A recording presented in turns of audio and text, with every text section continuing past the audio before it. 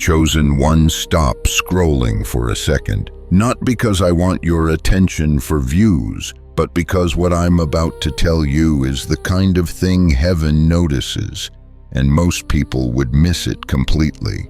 This isn't a feel-good message you play in the background while you multitask. This is the kind of revelation that makes you sit up and think, wait, did that really happen to me?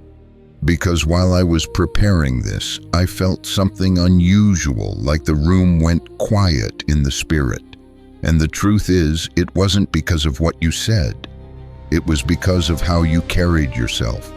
You did something recently that looked small on the outside. No announcement, no performance, no trying to prove a point. It came so naturally from the deepest part of who you are that you probably didn't even realize what you triggered in realms. Your eyes can't see, but heaven saw it. And not in a casual way, more like a pause, a turn, a focused attention. Because your attitude, yes, your attitude left God speechless. And here's where it gets serious. This wasn't just God is proud of you. This was the kind of moment that made Archangel Michael take notice.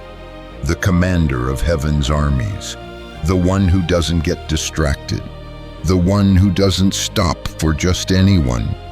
Something about your response was so uncommon, so spiritually loud that it demanded review. Not because you were perfect, but because you were powerful in the one moment most people collapse. So before we go any further, if you felt like something shifted inside you lately, like you crossed an invisible line and you're not who you used to be anymore, type 777 in the comments. Let it be your witness in public that God is doing something in private. Now stay with me, because in the next part, I'm going to show you the exact attitude you demonstrated that made heaven pause. Why Michael specifically focused on your case, and what it means for what's about to unfold in your life from this point forward. God's chosen one. Your attitude left God speechless. Even Archangel Michael was stunned. Let me slow this down, because once you see what I'm about to show you, the rest of this message will finally click into place.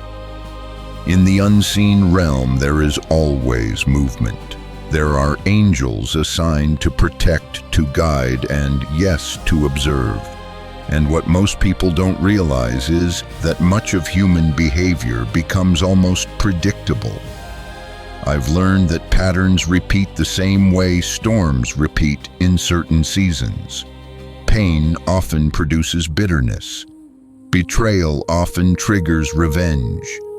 Injustice usually invites anger. It's been that way for generations, and it's so common that it barely registers as unusual in the spiritual atmosphere. But every once in a while, something happens that does not fit the pattern. Very rarely a soul responds in a way that contradicts human instinct so completely that it creates what I can only describe as a pause in the heavens, a kind of holy stillness where everything seems to lean in and watch. Have you ever had a moment where even you surprised yourself? A moment where you looked back afterward and thought, that wasn't just me. Something carried me through that. You created one of those moments. And I'm not saying this to flatter you. I'm saying it because I've seen enough of life to recognize when something is ordinary survival and when something is spiritual evidence. This wasn't long ago. It happened in one of your most difficult recent experiences, the kind that felt specifically designed to break you. Like the pressure wasn't random, like the weight on your shoulders was measured out to see exactly when you would collapse. And the truth is, anyone watching your life would have understood if you had snapped. People would have excused it. They would have said, after what they did to you, who wouldn't react like that? That's what makes your response so uncommon, because I'm not talking about you simply surviving. Plenty of people survive. Some survive out of stubbornness. Some survive because they have no other option. Some survive while their heart turns cold and their spirit turns hard. Survival alone doesn't cause heaven to take notice. What you did was different. You were in a situation where you had every right to be bitter, every justification to hold on to anger, every reason to let resentment become your fuel. And this wasn't some imagined offense where someone felt disrespected. No, this was real pain delivered through real circumstances by real people, and it left a mark.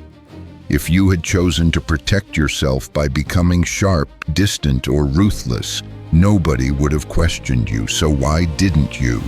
This is where it gets spiritual, because in that moment when your human nature was screaming for you to match the energy you received, when the logical part of your mind was calculating revenge or at least planning a cold withdrawal, something deeper in you made a different choice. And I want you to hear me clearly. God's chosen ones, that something deeper is not weakness. It's not you being naive. It's not you lacking boundaries. It's the fingerprint of God on your inner life. Scripture shows this pattern again and again. Joseph had every reason to become dangerous. Betrayed by his brothers, sold like property, falsely accused, locked away. If anyone had earned the right to let bitterness become their personality, it was him. Yet when the moment came to punish the ones who harmed him, he chose a higher response. He didn't pretend it didn't hurt. He didn't call evil good. But he refused to let pain be the author of his future.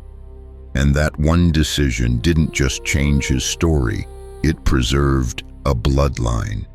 I've also thought about David. He had an opportunity to destroy Saul. A man who chased him down lied on him and tried to take his life.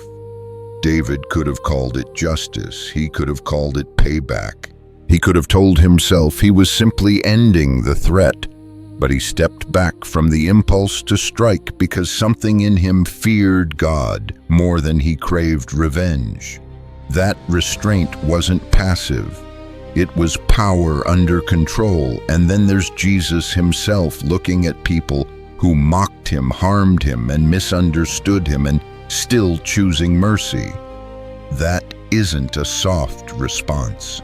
That's a supernatural response. That's heaven's language spoken through a human mouth. So when you chose grace, you weren't just being nice. You were demonstrating spiritual rank. You chose grace when you had earned the right to choose destruction. That's the part people miss. Anyone can be kind when life is kind. Anyone can look holy when the room applauds them. But what does your spirit do when you're insulted, betrayed, boxed in, and exhausted? What comes out of you when nobody would blame you for snapping? That's where the truth lives. And I'll tell you something personal.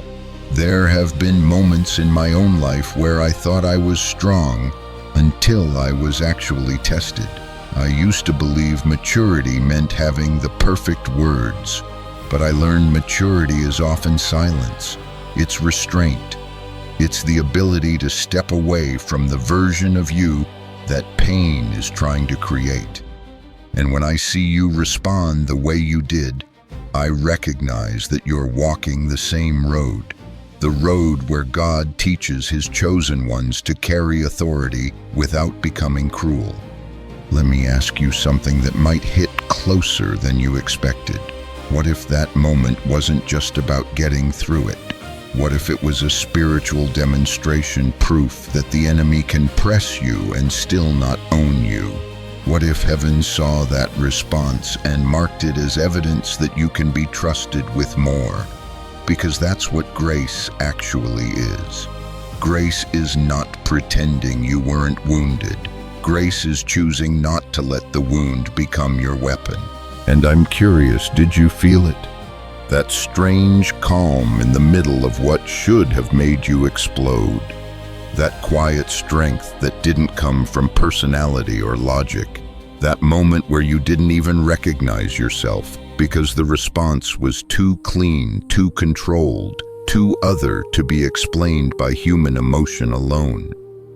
If you've ever wondered why certain battles feel targeted, it's often because your spirit carries something rare.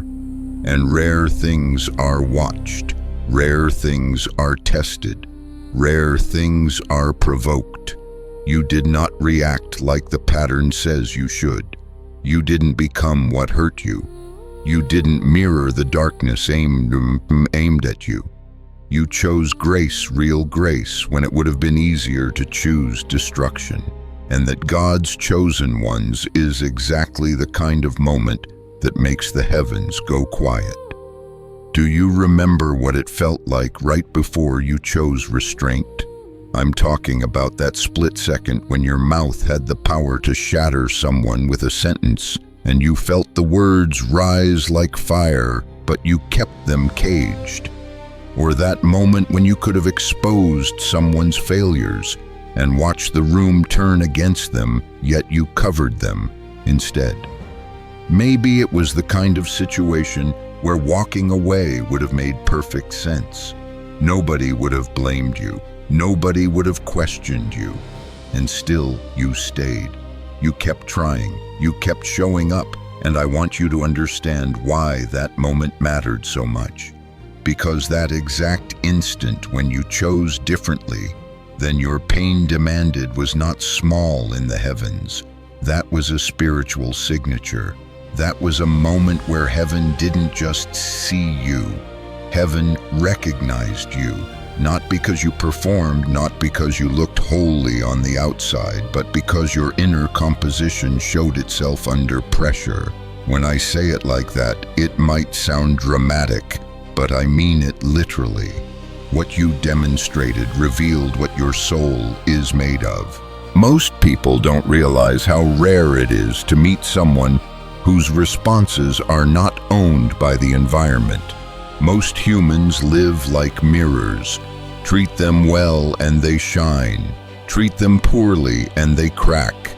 Praise them and they soften. Criticize them and they harden. Their mood, their tone, their character, it rises and falls like weather. And if you watch long enough, you start to see the pattern. Their behavior is often just an echo of whatever hit them last. But you, God's chosen ones, proved something different. You proved that your character isn't rented from your circumstances. It's rooted, internally anchored. Even when something painful presses on you, it can't force you to become a version of yourself that you've decided you will not be. That is exactly what caught divine attention. Not perfection, but consistency. Not that you never felt the anger, but that you didn't hand the steering wheel to it. And let me say this clearly, restraint is not weakness. Restraint is strength that has learned discipline. Scripture keeps highlighting this same kind of strength because God has always been drawn to it. Think about Joseph again, not just the betrayal, but the power shift. He had the authority to crush the very brothers who sold him, and nobody would have questioned it. Yet when the moment finally arrived, he didn't let his old wounds become his new identity. He chose a response that didn't match the injury. That's what changed the story. Or consider Abigail. She met David at a moment when he was ready to react out of righteous anger, ready to return insult with bloodshed, and her wisdom redirected the entire outcome.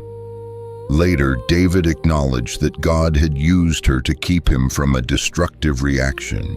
That's not just history, it's a pattern. Heaven intervenes around people who have the strength to pause. And then you have Jesus standing in front of accusations, manipulation, and cruelty, and still refusing to let chaos write his character. Sometimes he answered, sometimes he stayed silent. That silence wasn't fear, it was mastery. There's a kind of authority that doesn't need to prove itself in every argument. That's why I keep coming back to your moment, because what you did was not a personality trait. It was spiritual maturity showing up in real time. I've watched people self-destruct over the need to set the record straight. I've seen friendships die because someone had to win a conversation instead of preserving a soul. And I'll be honest with you, earlier in my life, I used to think maturity meant having the perfect comeback, the perfect explanation, the perfect receipt to prove I was right. Then life humbled me. I learned that sometimes the most powerful thing I can do is refuse to become the prosecutor in a courtroom God never asked me to run. So when I see you choose silence instead of devastation, I don't just hear self-control, I hear training. I hear heaven shaping a leader. And let's make it practical, because I want you to feel how real this is. There are people in the public eye who have had moments like this, where they could have gone scorched earth, where one interview, one post, one exposed message could have ruined reputations. Some chose the spotlight, some chose restraint. You can see the difference in how their lives unfold. One path is fast satisfaction, the other is slow authority. The second path doesn't trend as quickly, but it builds something that lasts. I've also seen it in normal life. No cameras, no applause. I know someone who was blamed at work for a mistake they didn't make. They had proof. They could have exposed the person who shifted the blame. Instead, they handled it with calm, corrected the outcome, and later the truth came out on its own. What shocked me wasn't that the truth surfaced. What shocked me was the level of inner security it takes to let God be the defender while you stay clean. Does that sound familiar in your story? Because that's what you showed. You don't need external conditions to behave with integrity. You don't need people to be fair in order for you to remain faithful. You don't need someone else to act right for you to stay aligned. That right there is what separates you from most of humanity. And it raises a deeper question, one that matters for where your life is going next. If your character stays consistent when it's tested, what does that say about what God can trust you with? If you can hold your tongue when you're wounded, if you can protect someone even when they don't deserve protection, if you can stay committed when it would be easier to disappear, then what kind of assignment do you think heaven is preparing you for? Because this is extraordinarily rare. Most people are reactive. You are responsive. Most people are controlled by what happens to them. You proved you can be led by what's inside you, by conviction, by wisdom, by a higher standard. And that kind of internal anchor is exactly the kind of thing that makes the spiritual realm pay attention. If this hit your heart, I want you to share one thing in the comments. Just a simple line about the kind of moment it was for you. Was it silence, protection, or staying when you could have walked away? Let me take you back to the moment this was noticed. Not in human time, the way we measure minutes and hours, but in the ongoing continuous observation that happens around God's chosen ones like you. While you were living your day trying to keep your composure, trying not to fall apart in front of anyone, your guardian angel was watching the situation unfold, not just the outward events, but the hidden part, the thoughts you didn't say out loud, the internal wrestling, the choices you made when nobody would have judged you for choosing the darker option. That is normal for souls under protection. Angels are assigned to guard, to guide, to document patterns. not because God is checking up on you like a suspicious supervisor, but because heaven takes destiny seriously. There are assignments on your life, and your responses reveal what level of weight you can carry. Some people only show faith when everything is calm. Some only love when love is returned. But you were being watched in the kind of moment that exposes what's real. And then it happened. When you responded with grace instead of justified anger, your guardian angel did something unusual. They flagged your case for higher review. That doesn't happen often. Guardian angels handle most situations within their authority. They don't escalate lightly. They only elevate a report when they witness something that needs to be seen by higher ranks, something that signals spiritual capacity beyond the ordinary. So ask yourself, what kind of response do you have to demonstrate for an angel to stop and say, "This cannot be filed away like normal"? Your file went upward, and it didn't just go to a general review. It was escalated to Archangel level. Now I want you to picture this the way Scripture trains us to think about spiritual realities. There are battles humans don't see, conflicts that aren't fought with fists, but with faith pressure and deception. The Bible calls Michael an archangel and shows him as a warrior in spiritual conflict. In the book of Daniel, he's described as a prince who contends in unseen warfare. In Revelation, he's depicted leading battle against the dragon. That means his attention isn't usually on a single person's rough season. His responsibilities stretch across regions, atmospheres, assignments that shape entire spiritual climates. So when your case arrived flagged, he was already engaged with matters of cosmic significance. And yet he paused. Why? Because the note attached to your file said something that grabbed him instantly. It read like this: "This soul demonstrated enemy-level forgiveness while under active attack." Enemy-level forgiveness. I need to unpack that because it's not a poetic phrase. It describes a category. In spiritual warfare, human responses to pain often fall into predictable lanes: revenge, bitterness, withdrawal, despair, numbness. Heaven sees these constantly. They're common, expected, and tragic in how repeatable they are. They don't require special review because they match the pattern the enemy tries to produce in people every day. But there is a rare category, what I call a transcendent response. That's when a human being answers evil with good. When they refuse to become what hurt them, when hatred comes at them and they return love. When someone wounds them and they still choose a blessing instead of a curse.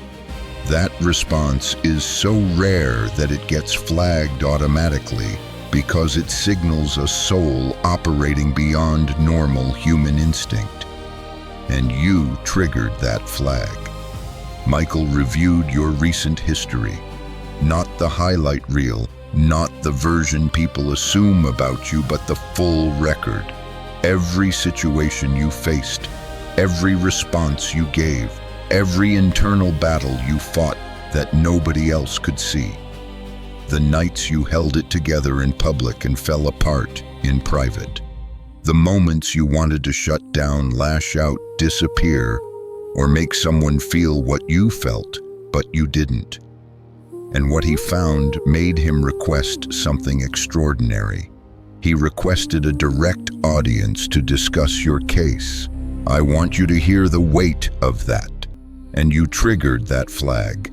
Michael reviewed your recent history, not the highlight reel, not the version people assume about you, but the full record. Every situation you faced, every response you gave, every internal battle you fought that nobody else could see.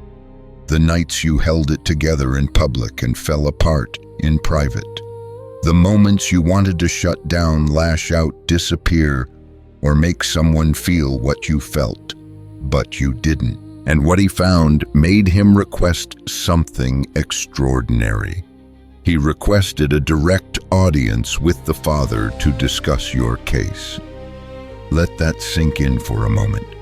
An archangel whose responsibilities span nations and spiritual climates stopped what he was doing to bring your name before the throne.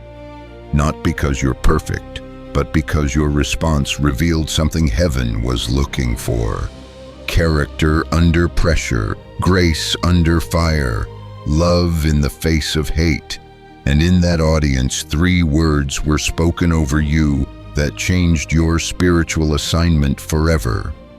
Prepare them, promote them, protect them. Prepare them for greater weight than they've carried before. Promote them to positions they didn't apply for. Protect them from attacks they won't even see coming. Because when a chosen one demonstrates enemy-level forgiveness, heaven responds with kingdom-level favor. If this message shook something loose in your spirit, if you felt seen in a way that's hard to put into words, I want you to do something. Go to the comments right now and type "ready." That one word is your yes to what heaven just spoke over you. It's your agreement with the promotion, your acceptance of the assignment, your declaration that you're ready for what's next.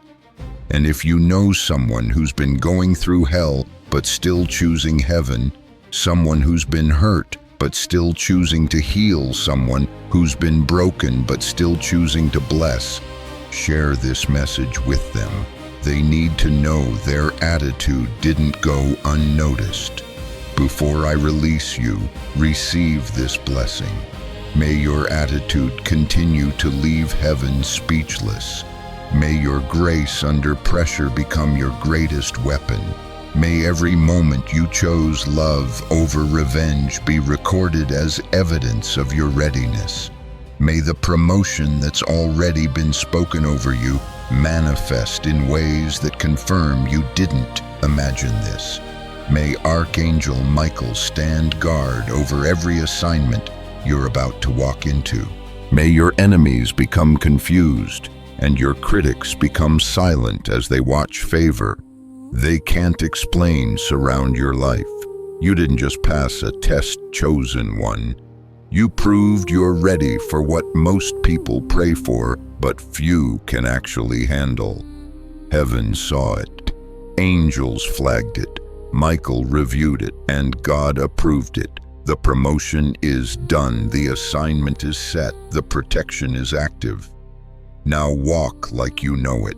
You're not who you used to be. You're not where you used to be. And you're definitely not done. This is just the beginning. And chosen one, the beginning looks incredible on you. Stay grounded, stay graceful, stay ready. Your attitude just changed your altitude. And the view from up here is about to take your breath away.